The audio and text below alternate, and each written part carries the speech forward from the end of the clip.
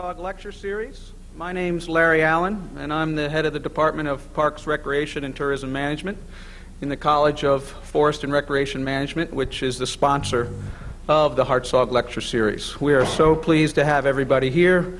It's a glorious day. We're certainly glad it's not raining. For those of you who are insiders, understand why we're glad it's not raining. We do have some problems. If you've seen the top of the Strom Thurmond Institute, we're going through some changes right now in terms of rectifying that. But the skies have held out for us, and we are most appreciative of that. It's a great day, wonderful day, as it always is with the Hartzogs. And before I introduce our speaker for today, I would like to introduce to you, to all of you, the reason that we are all here, and that is to honor George and Helen Hartzog for their contribution. So George and Helen, if you would stand, we'd sure appreciate it.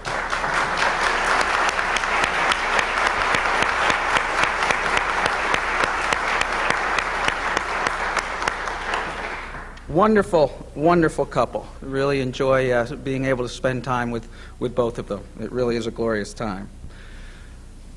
Our Hartzog lecturer this year is Mr. Roger Kennedy. Mr. Kennedy was appointed Director of the National Park Service by President Clinton in May of 1993. This signifies a new era of committed stewardship for our nation's most precious natural resources. Mr. Kennedy's determination, experience, and skills are the attributes most required to guide the National Park Service into the 21st century. Our national parks face an array of environmental, cultural, technological, and legal challenges. As the National Park Service strives to meet those challenges, it will demand his dynamic leadership. Mr. Kennedy's career goal has always been to engage the American public in an active pursuit of American history, culture, and tradition. He is steadfast in his quest for the truth. The future of the National Park Service could not be placed in more wise or capable hands. He is an accomplished author and certainly an outstanding leader for our environment. Ladies and gentlemen, join me in welcoming Mr. Roger Kennedy, Director of the National Park Service.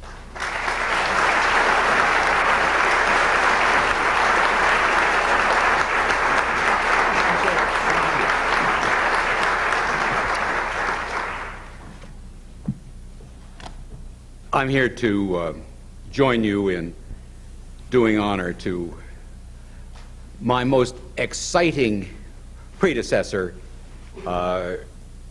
perhaps with the only other possible exception being the very great Horace Albright. We're in the presence this afternoon of a great leader and a great leader's friend and helper.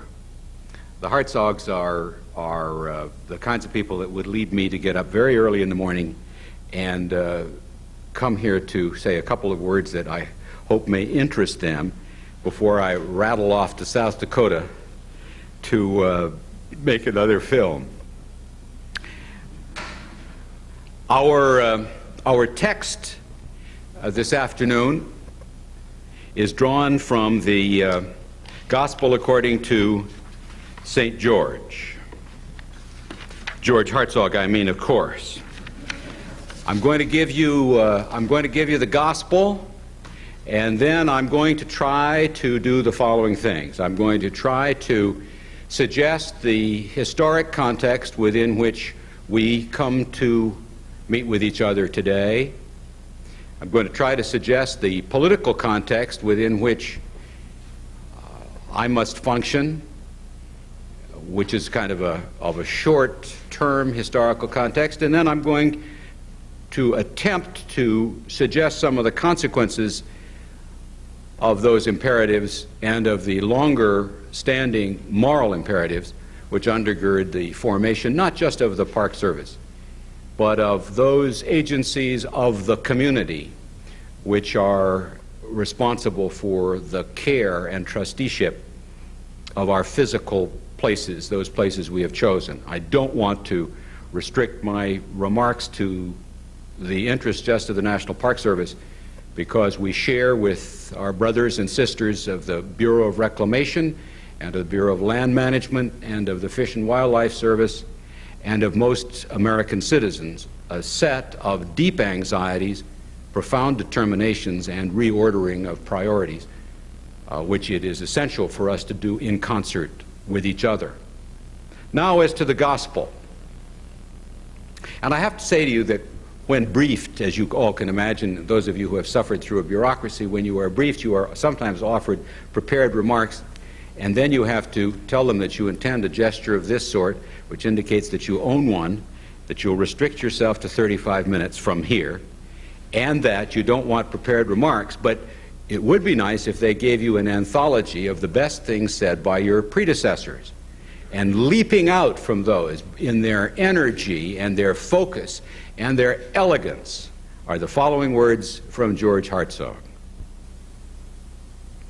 In our rootless, restless society, huddled together amidst the sterile, plastic, and concrete environment of congested urban centers, we need a sense of place in which to discover who am I? A special place that is as constant as love, as never-changing as the cycle of the seasons, as joyous as the shriek of a child on Christmas morning, as exhilarating and recreating as freedom itself. That special place is to be found in America's national parks.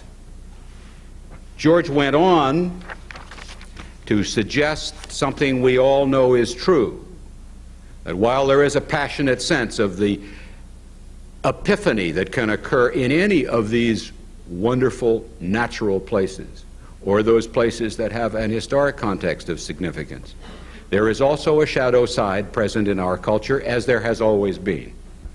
And that is selfishness, an absence of community spirit, and a focus on crabbed narrow gain. Another brief sentence from St. George.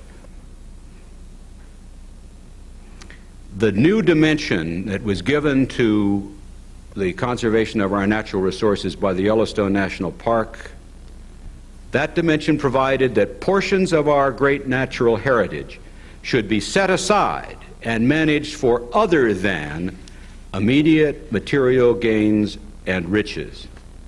And that led me to my last bit of text. It might be described as the Old Testament. This is from Horace Albright.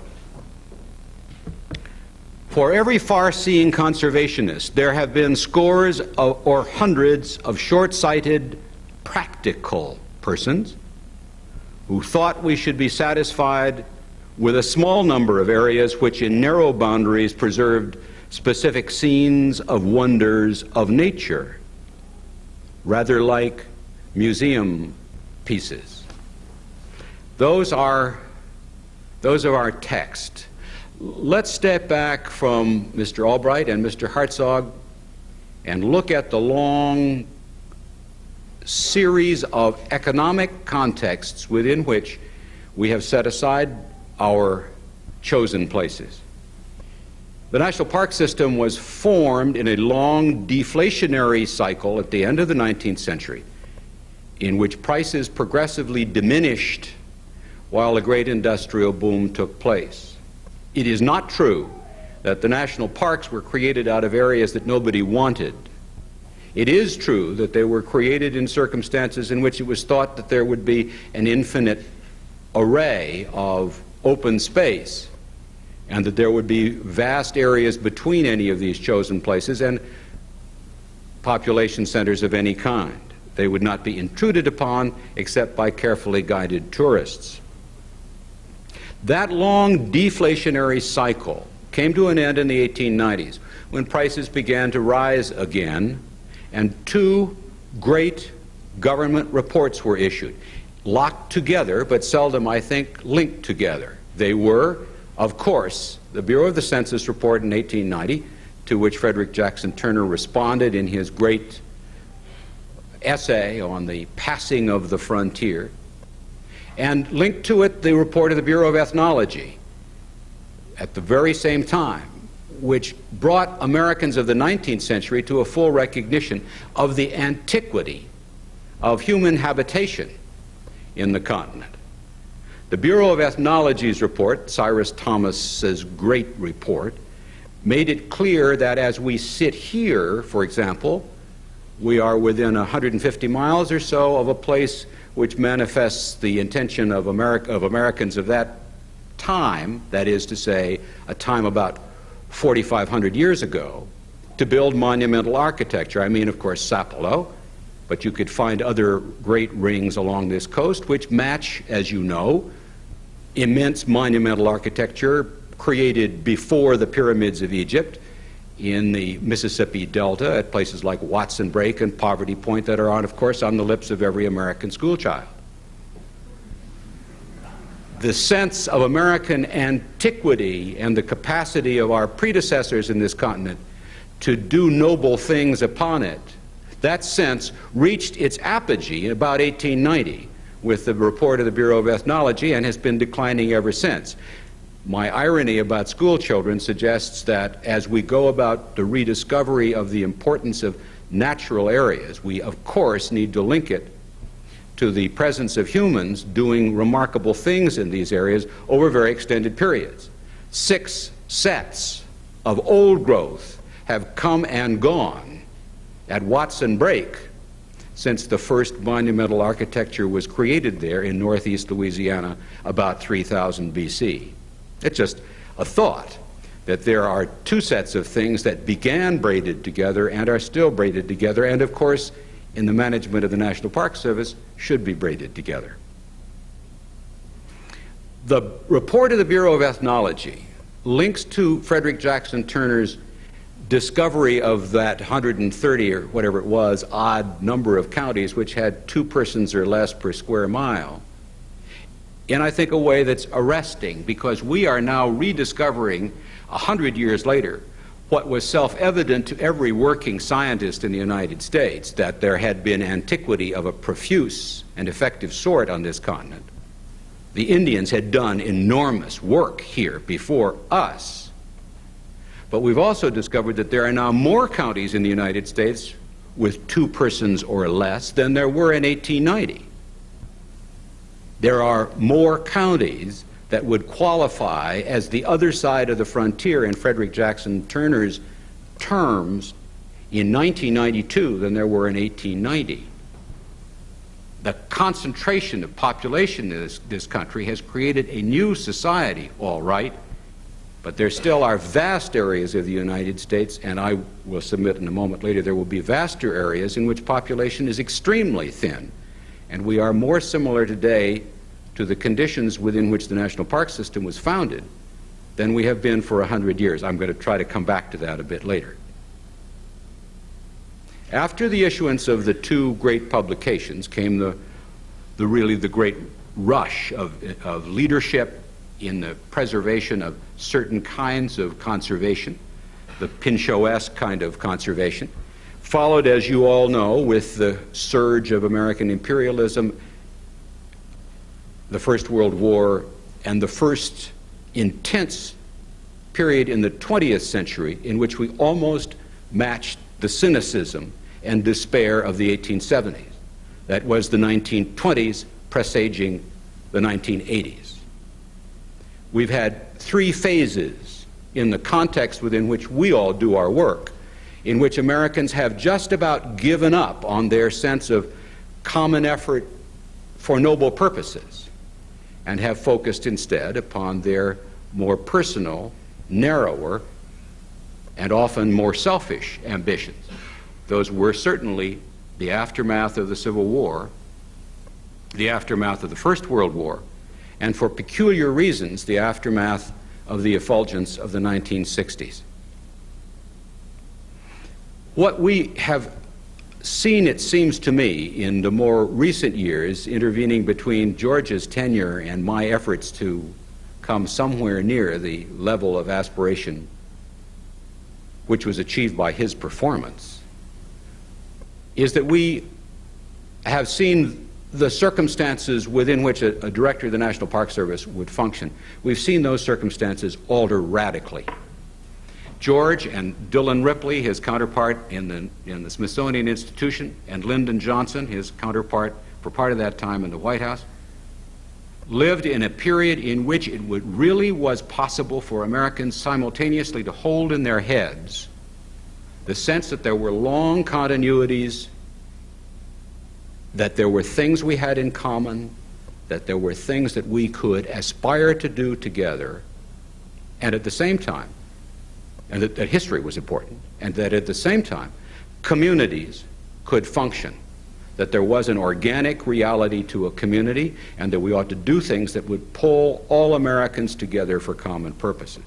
That's the vertical dimension of time and the horizontal dimension of place and community. That neither of those conservative values, those deeply conservative Burkean values, neither of those, continuity and community, have had much attention paid to them in recent years. It's an odd thing, but I think it's true to say that if any one of you were to ask yourselves how frequently you've been reminded in the last 20 years about shared values, common aspirations, determination to do things together, and how often you have been reminded of simple, patriotic, historic values, I think values in the sense of doing things that stand in the American tradition, I think all of us would have to say not as frequently as we might have been reminded of those things, let us say, in the 30s or the 60s, or in the period between 1900 and 1910. This has been an impoverished moral era, and it has nothing to do with party. It has to do with the context within which we do our work. I think two things are over, friends and relations, those who care about our history and our natural places. I think two things are over. Either one would be a courteous expression, or I should say the absence of either one would be received by one or another set of persons. But to say that both are over, I'm sure, will be not a happily expressed thought for everybody. And I think they are these. I believe that the age of entitlement is over. I think that the 60s and the early 70s are gone. Gone for as long as it matters. There is not going to be a return in my tenure, and I suspect my successor's tenure, however long both may be, or short. There's not going to be a return to the period in which we Americans could count on bailing our problems out with more money. We're not going to have a new rush of enthusiasm of a fiscal sort, or expressed in dollars, in my tenure, and I suspect for the next 10 years. The 60s and the 70s are dead. And as soon as the state park directors and the local park directors and the Fish and Wildlife Service, the Bureau of Reclamation, the BLM, and the Park Service get used to that, the better, because we're going to have to start all over again to recreate the coalition that once made it possible for us to do honorably by the American landscape. That goes for historic preservation, and it goes for the care of our biologically important landscapes. We have to start again. Secondly, however, I think the epoch of crabbed, selfish, indulgent indifference to community is over too. I think the 80s are over, just as the 20s are over and the 1870s are over. We are entering a period in which we ought to do better with less together. I believe that there is a desire on the part of a working majority of the American people to be willing to pay more for common, shared values expressed in land and places, in fees, in taxes, I'll utter that terrible word, in the price of things we are prepared to pay in order to sustain these places.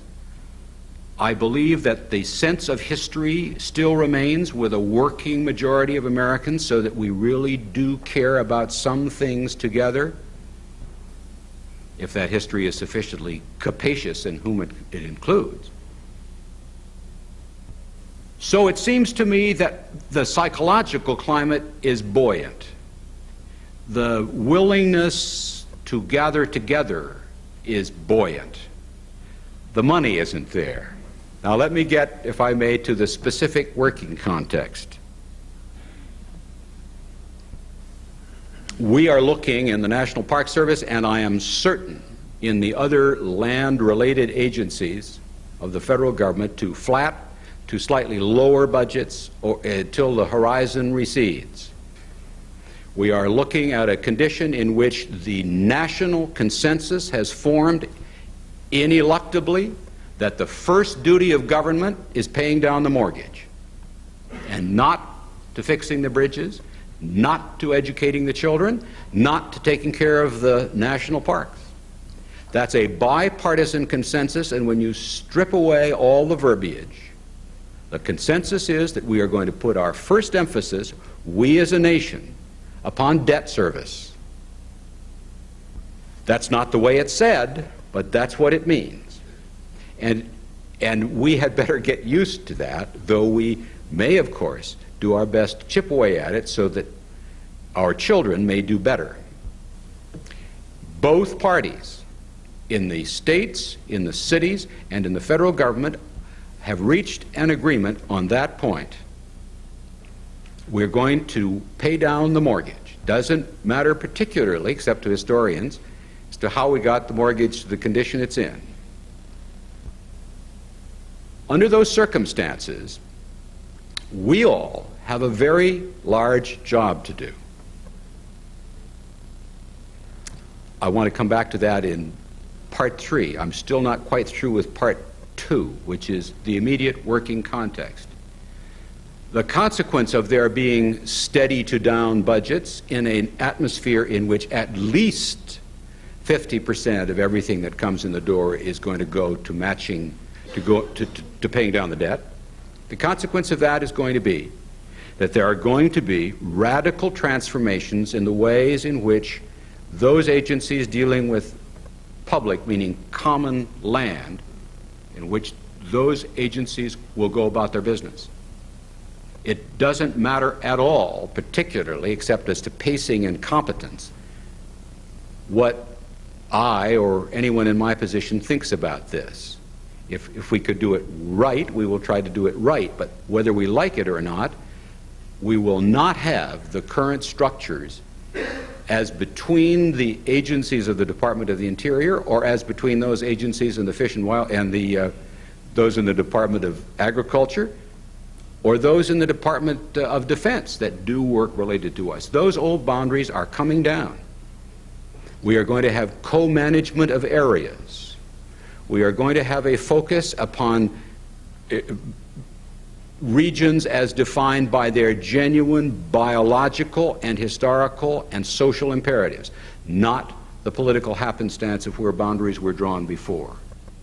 We are going to have lead agencies responsible for the governance of employees who are paid by other agencies. We're going to have a succession of mapping parties setting out from the White House, from the Congress, and probably from each of the departments involved. And those mapping parties are kind of going to do all over again what John Wesley Powell did in a slightly different context. It won't be the United States Geological Survey, it'll be the United States Management Survey. And what will happen is that the boundaries are going to be reordered and made congruent in many ways, each with the other. That's because there is going to be no fiscal bailout of management inefficiency or sheer management stupidity. We're going to have to do better with less. In the context of a passionate public interest in what we do. It's very interesting. We're going to be in a situation in which the political structure of this country will be insistent that we not spend any more money, pretty much, than we're spending now, without inflationary corrections, I think.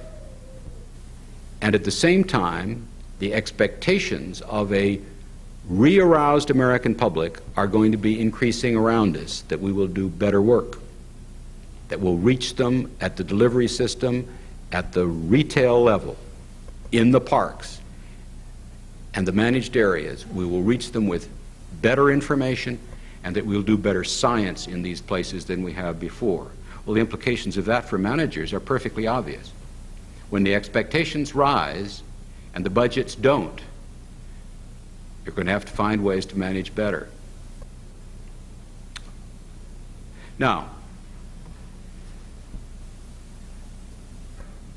if we are all of us, prepared at every level of government to recognize the imperative to meet those expectations and increase those expectations of us, and if we are prepared to forego the possibility that there will be any marvelous magic dust sprayed upon us to bail us out, we're going to have to be considerably more resourceful in what we do. Let me suggest to you what I think that may require of us in some specific ways. I mentioned earlier a reordering of our affairs, all of us, all agencies, and all citizens really, to recognize that there are biosystems, that there are large river basins and lake basins. There are areas that have an honest interrelatedness, where the animals have been telling us that for a long time. We just will be recognizing it a little better. It's a piece of good fortune that in the United States, those areas tend to have a common history. People there have the same accents. They have grown up with common experiences. And as we dissolve the boundaries between what in the Park Service we have called the biological and the cultural, as if biology were not in itself a culture, we're going to find that the process of management and retraining is going to change its coloration. And if we're serious about the relationship of history to biology, we're going to have to be serious about whose history it is. We are beginning to reacquaint ourselves with what was known to the Bureau of Ethnology, that there were more people in North America than there were in Europe in 1300, that there were at least 3 great cycles of the expansion of major cultures that preceded that of the European Americans, followed in each instance by an environmental disaster of sufficient magnitude to create what archaeologists call in the central Mississippi Valley the vacant quarter that preceded European occupation. In the case of the southern part of the Mississippi Valley, that astonishing phenomenon that meant that there was almost nobody there functioning, or at least building anything, between 1200 BC and 150 BC. We're going to have to learn again what happened to the first St. Louis, the first Cincinnati, the first Pittsburgh, the first Nashville, or rather the first towns, villages, and cities that occupied those sites before the Europeans arrived. That's going to be a part of the education of every cultivated American. Furthermore, we're going to have to take, of course, an entirely different view of the relationship between teaching in the ancient ways, this way, in a place that is very handsome, in which we meet in this way, in which you cannot escape me for another 7 minutes. And even worse, if you were taking me for credit, you couldn't escape me for even longer than that. That's one way of teaching and learning, but the other way, of course, is west of Pennsylvania. Teaching and learning in the Everglades, where there is a biosystem being recovered, but at the same time there is evidence of human antiquity of the most intensely interesting sort, to which we are paying insufficient attention. The Savannah River alone is worth the focus of a whole national task force to reconstruct, to continue to reconstruct, actually, because Park Service has done a remarkable job on getting a first cut at the history of the Savannah River and the prehistory. This means that what we all do as land managers is to have the openest classroom of them all. The classroom where people are, where for years Park Service people and Fish and Wildlife people and astonishingly good scientists and interpreters in the Bureau of Reclamation for years have been teaching in place about the place. Well, as higher education goes through its current trauma, it is absurd that there isn't a greater recognition that there's a reciprocal relationship between people who teach in place and people who can teach any place. We're not just in the land management business, we're the most flexible educational institution in the United States. And we are particularly so because we have a function to perform in concert with all the other folks who are in the land, water, animal, fish, and bird business. Because there are things to learn about those things too, and in the same places. Now, for me to fulfill my primary obligation, which is to get off this platform on time, I want to summarize what I've tried to say to you. First of all, the first thing I wanted to say to you is that nothing would prevent me, short of even more severe physical disability coupled by even worse mental incapacity, nothing would deprive me of the opportunity to come and do honor by the two and for the two Hartzogs. I wouldn't miss this occasion, and I am very pleased that you have joined me taking this excuse of a lecture to come and say thank you to George and Helen. Second,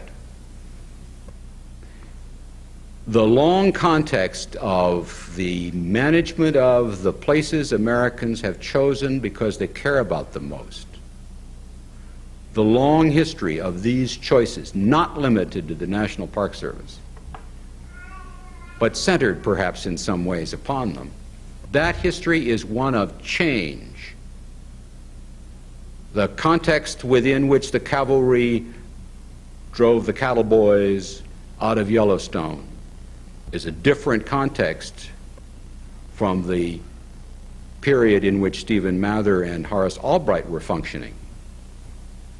And that in turn was very different from the 60s. And that in turn very different from the 70s and 80s.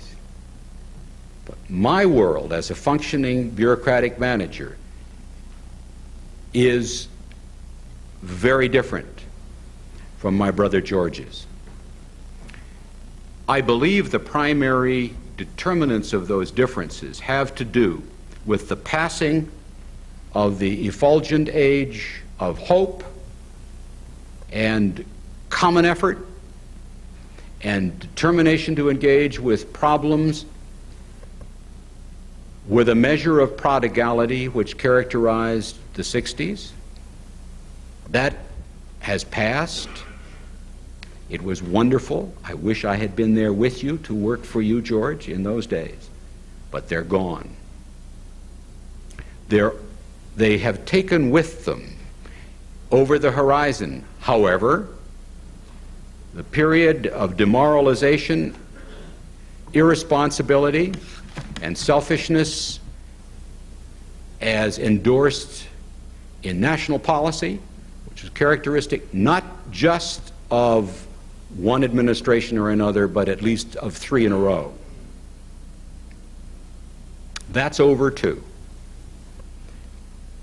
The American people have entered into a period in which they are carrying on their backs a set of financial arrangements which some of them, and only some of us, helped create, and many did not. But those circumstances are there and are believed to be rightly or wrongly, that's another subject for another day, but rightly or wrongly, there is a complete political consensus that the first duty is debt service. That carries with it the implication that budgets are going to be flat, and that, in the presence of increased expectations, carry the implications that the old rules of bureaucratic management, of organization of areas, organization of bureaus going it alone, that's over too. Makes for an interesting context. But there's no turning back. It's going to look a lot different 3 years from now, maybe even 6 months from now, than it looks right now.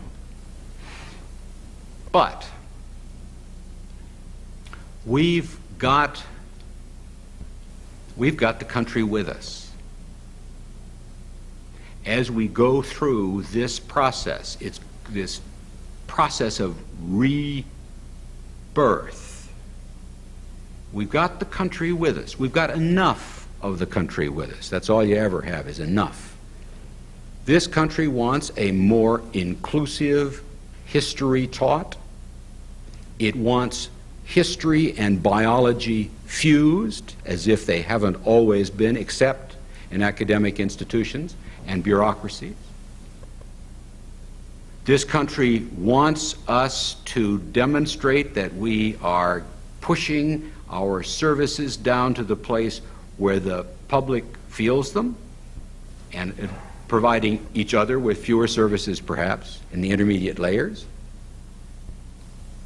And this country is aching for us to lead them into a recapturing, not just of the physical places that we already know we care about, but recapturing the ideology of common interest in those places, of a community that cares, small and large, national and local, and which knows its history. Thank you.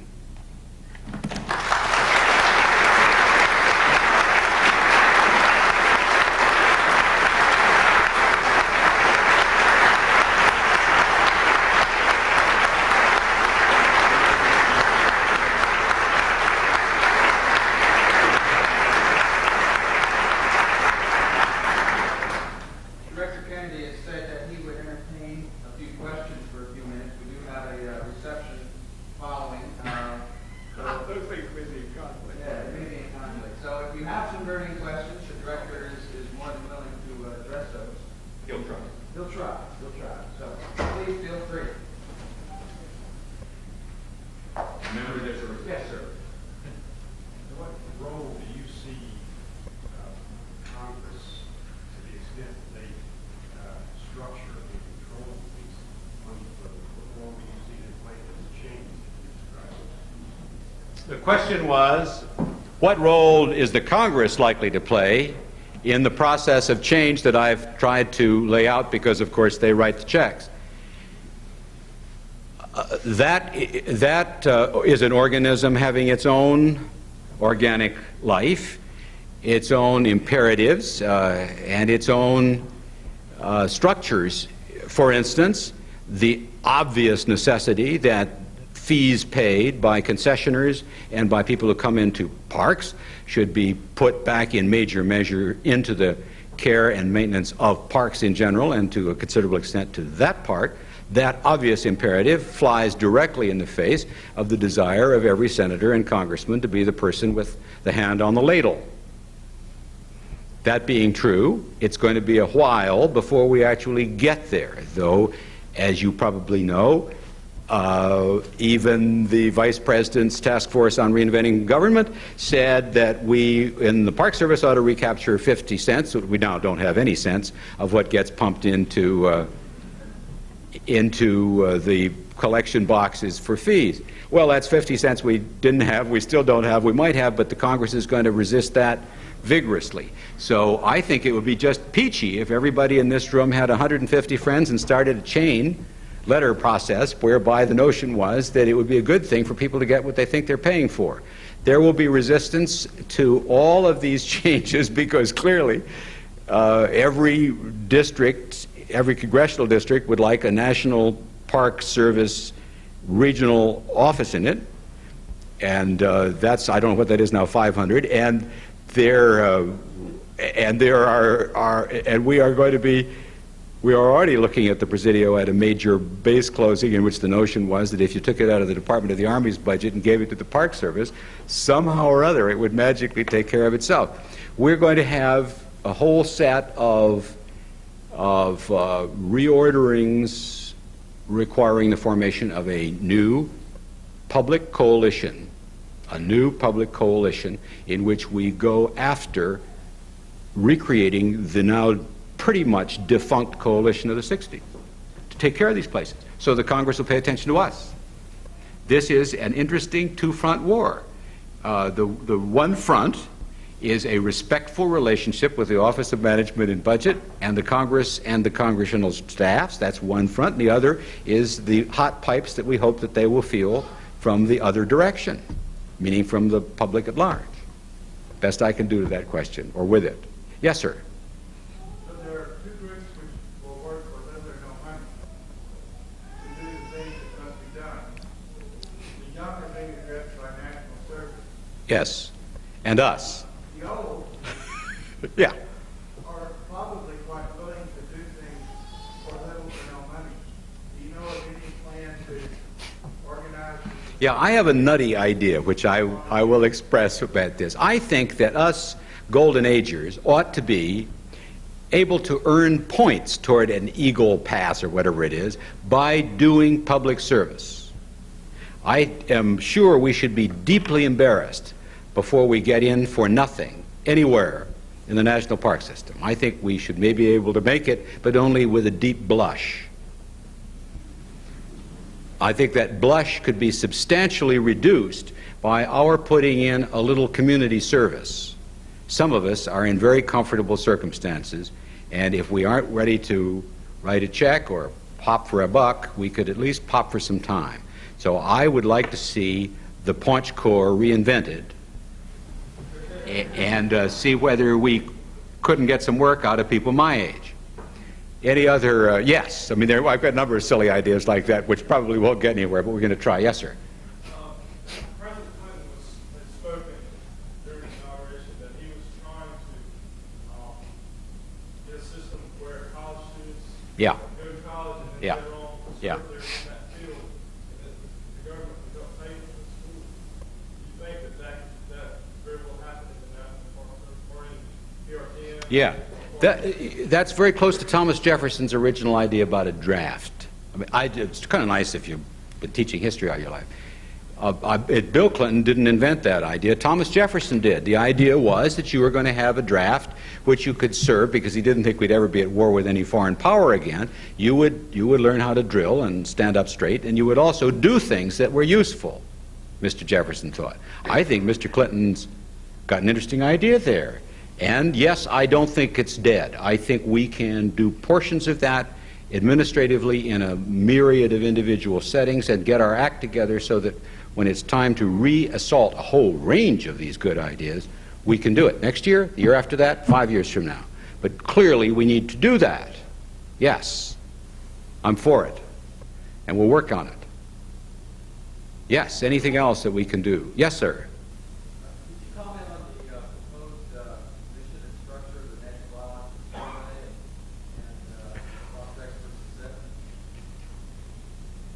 Yes.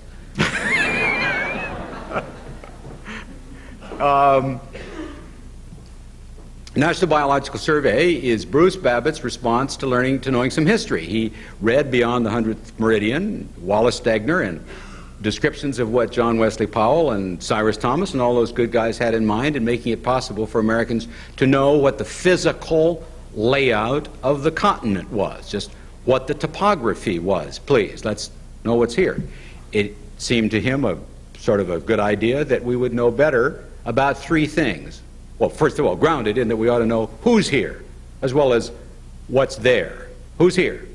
That's the first. The National Biological Survey is intended to find out who's here, what's living that's in these places, so that three things can happen. First, that we have some notion as to what the likely consequences of action are when we make decisions. In any land management agency or teaching agency, we'll know what we're going to do.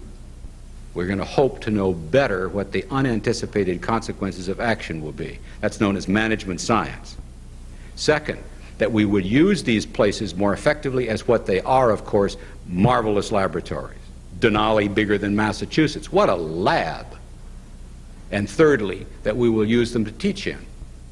Now, organizing that, as everybody that grinned in this room, or scowled, or whatever the vigorous facial expression was characteristic of people who work in these agencies, as everybody knows, that is creating dislocations of lives because it means redeploying talent.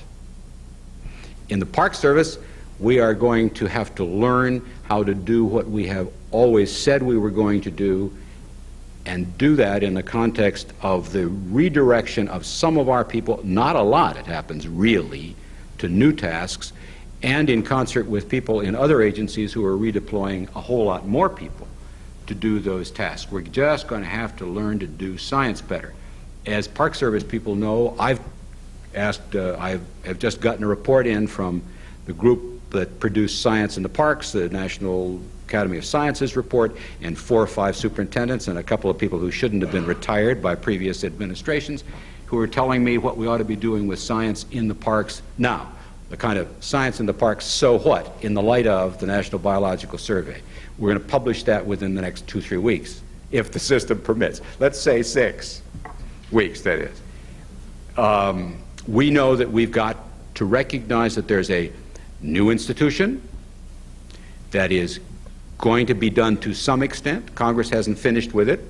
We don't know how big an extent, but over the course of the next 20 years, we're going to have a National Biological Survey. It's going to do for biosystems what was done by the Geological Survey, and all of the land management agencies, all of them, whether in the Department of the Interior or not, are going to be reordering their science programs accordingly. Smart scientists who work for any of these places are just going to keep their jungle telegraph apparatus fully operational. And the only thing I can promise you is that, so far as the National Park Service is concerned, and I hope you'll pardon a parochial comment with respect just to the Park Service, we're going to proceed to do everything we can to make science in the parks as a report, which many of you are familiar with, happen in the context of the National Biological Survey, and maybe even a little better. I think that's possible. I don't think that's impossible. If that's too narrow a focus for many of you, I apologize for it, but it's a matter of fairly intense interest to anybody who makes their living working in science related to parks or any other federal, or I'm sure shortly, state agencies. Yes, ma'am.